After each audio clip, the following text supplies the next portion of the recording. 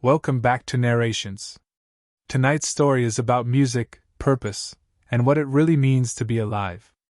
It's about the spaces between our biggest dreams, the small moments, the quiet joys, the things we often overlook. This is Soul, 2020, a film that reminds us that life's purpose isn't found in one great performance, but in every heartbeat along the way. It begins with Joe Gardner, a middle school band teacher in New York City. He's talented, passionate, and endlessly patient with his students, even when they play off-key. But Joe doesn't want to just teach music. He wants to live it. For as long as he can remember, he's dreamed of being a professional jazz musician, to sit behind a piano and lose himself in the rhythm, the notes, the magic. But life hasn't made it easy. The gigs are small, the pay is smaller, and his mother, Libba, worries constantly. She loves him, but she wants him to have stability, not struggle. "You can't eat dreams for dinner, Joe," she says. "Teach your students. That's a real job." Still, Joe keeps chasing the music. One day, he gets a call from a former student, Curly, who's now drumming for Dorothea Williams, a legendary jazz saxophonist. They need a pianist for her quartet tonight. Joe's heart nearly stops. This is it, his chance. He rushes to the club, heart racing, palms sweaty. He sits down at the piano, fingers trembling, and then he plays. It's smooth, soulful, electric. His hands move as if guided by something beyond himself. The room fades. Time disappears.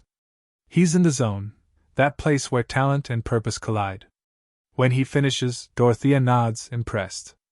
"We play tonight," she says simply. Joe can hardly breathe. He did it. After years of waiting, his dream is finally within reach.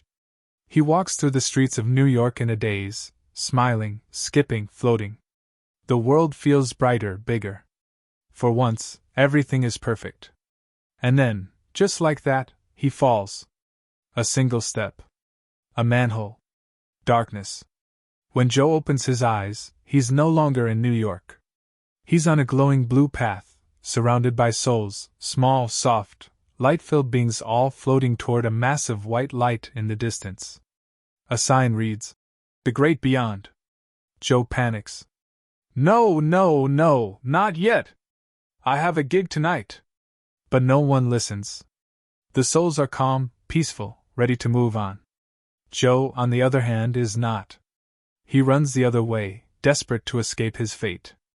He tumbles off the path and lands somewhere entirely different, a place called the Great Before. It's where souls are born, a celestial workshop of sorts, where new souls develop personalities before heading to Earth. The counselors, cosmic beings called Jerry, guide the process with cheerful precision. They mistake Joe for a mentor, one of the souls who helps train new spirits. Desperate to get back to his body, Joe goes along with it. He's paired with a stubborn, cynical soul named 22, one who's been in the Great Before for centuries and still refuses to go to Earth. 22 has met every great mentor, Mother Teresa, Abraham Lincoln, Marie Curie, and none of them have convinced her that life is worth living. "You people and your Earth," she says with a smirk. "So noisy. So messy. So full of people eating soggy pizza and arguing about taxes." Joe, frustrated, sees an opportunity. If he can help 22 find her spark, he might get her Earth pass, and use it to return to his body. Together, they explore the Great Before, a world of imagination and energy, where souls discover what makes them unique. There are zones for passion, curiosity, and purpose. Joe explains that his spark is music, that he was born to play jazz. 22 isn't impressed. "So that's it? You spend your life pressing buttons and then die?" Joe snaps back. "Music is everything. It's what I was meant to do." But the more he tries to teach 22 about life, the more she pushes back. "You talk about life like it's some big performance," she says. "But maybe it's not about what you do, maybe it's just about being." Joe doesn't listen. He's too focused on his mission, getting back to Earth. Eventually, with the help of a mystical, lost soul, ship captain named Moonwind, Joe and 22 find a way down to Earth. But something goes wrong. When they wake up, Joe is in the body of a cat, and 22 is in Joe's body. It's chaos. 22, now in Joe's human form, panics, stumbling through the hospital, amazed by every sensation, the sound of her own heartbeat, the way air fills her lungs, the taste of a bagel. Joe, stuck in the cat's body, can only shout helplessly. They race across the city, trying to fix the mistake before the big gig that night. Along the way, 22 starts to experience life for the first time, the feel of wind, the smell of pizza, the warmth of sunlight on her face. Each moment fills her with something new, something she can't name. Joe, watching through feline eyes, grows impatient. "We don't have time for this. I need to get back to the club." But 22 doesn't hear him. She's watching a little girl play music on the subway. She smiles, softly, sincerely. Something inside her shifts. Later, at Joe's barbershop, 22 listens as the barber talks about how he wanted to be a veterinarian but ended up cutting hair, and how happy he is anyway. "I get to talk to people. Hear their stories," he says. "Life's good." 22 turns to Joe. "You never asked him about himself before?" Joe hesitates. He realizes she's right. He's been so focused on his dream that he's never truly seen the people around him. As the day passes, 22, in Joe's body, begins to fall in love with living. The small things. The quiet things. The things Joe never slowed down long enough to notice. And for the first time, she doesn't want to leave. When we left off, Joe Gardner had finally achieved the impossible. He was back on Earth, but trapped in the body of a cat, while 22 wandered the world in his body, discovering for the first time what it truly means to live. The day stretches into evening, and 22 walks through New York in quiet awe. The city hums with its usual rhythm, horns, footsteps, laughter spilling from diners, but to her, it all feels brand new. She stops at a sidewalk stall and tastes a slice of pizza. The cheese stretches, the crust crackles, the flavors burst like fireworks. She closes her eyes and smiles. "Is this life?" she whispers. Beside her, Joe, still a cat, sighs impatiently. "It's pizza. We have to go. The gig's tonight."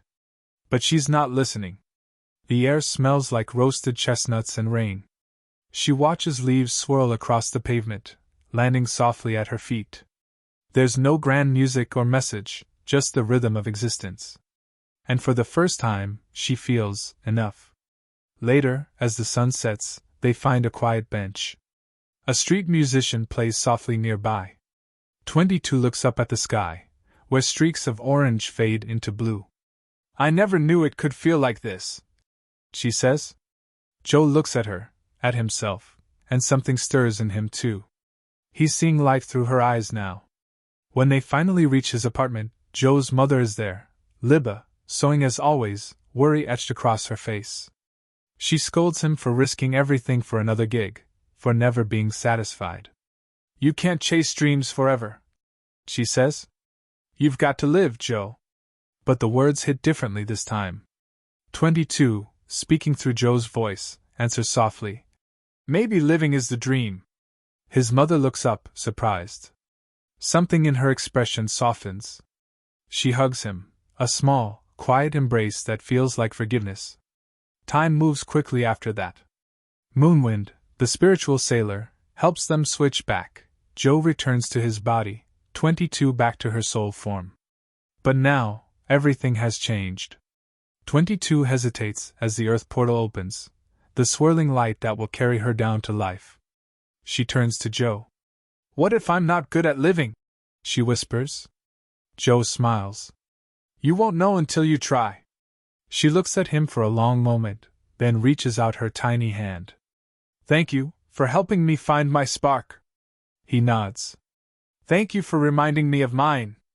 And then she jumps, softly, gracefully, vanishing into the light. Joe watches her go, and then looks around at the great before. The counselors congratulate him. They tell him he's done something rare, not just teaching a soul to live, but learning how to live himself. But he shakes his head.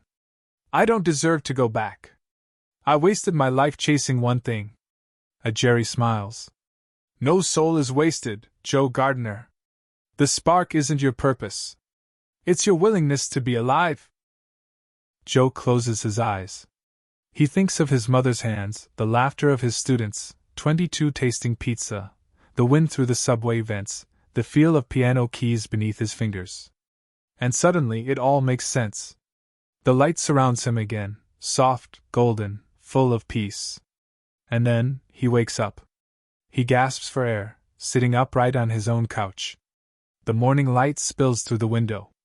Everything looks the same, yet everything feels new. He stands up slowly, breathing deeply, as if noticing his own heartbeat for the first time. Outside, the city hums. He steps out into the street, watching a man walk his dog, a child laughing, the smell of bread from a bakery drifting through the air. Each moment feels alive. Dorothea's gig that night is electric. Joe plays the piano with all the passion he's ever had, but now it's different. It's not about proving himself. It's about gratitude. Each note feels like a heartbeat, each rhythm a breath. When the set ends, the audience erupts in applause. Dorothea smiles. You've got it, Joe. You finally found your sound. But as the cheers fade, Joe realizes something. The performance, the thing he thought would complete him, isn't the point. The joy isn't in doing. It's in being. Later, outside the club, Dorothea tells him a story. A fish swims up to an older fish and says, I'm looking for the ocean. The older fish smiles and says, You're in it. But the young fish frowns. This is water. I'm looking for the ocean. Joe stands quietly, understanding at last. He's been swimming in the ocean the whole time. He walks home, piano case in hand, and sees everything differently. The glow of streetlights, the chill of night air, the hum of life all around him. When he reaches his door, he pauses. Jerry's voice echoes faintly in his mind. So, what will you do with your life now? Joe smiles. I'm going to live it. And that's how it ends, softly, like a final note on a piano. Not with fireworks, but with stillness. Because soul isn't a story about dying. It's a story about waking up, about realizing that life isn't waiting at the end of your dreams. It's happening right now, in the small moments we overlook every day. The music swells, tender, hopeful, like sunlight through clouds. A leaf drifts past, spinning gently in the air, landing softly on the sidewalk. Somewhere, Joe Gardner sits at his piano, eyes closed, fingers gliding across the keys. Not to reach a destination, but simply to play. And that was Soul, 2020, a story about passion, purpose, and the quiet miracle of being alive. If you enjoyed this narration, don't forget to like, share, and subscribe to Narrations, where every story reminds us that life itself is the greatest masterpiece.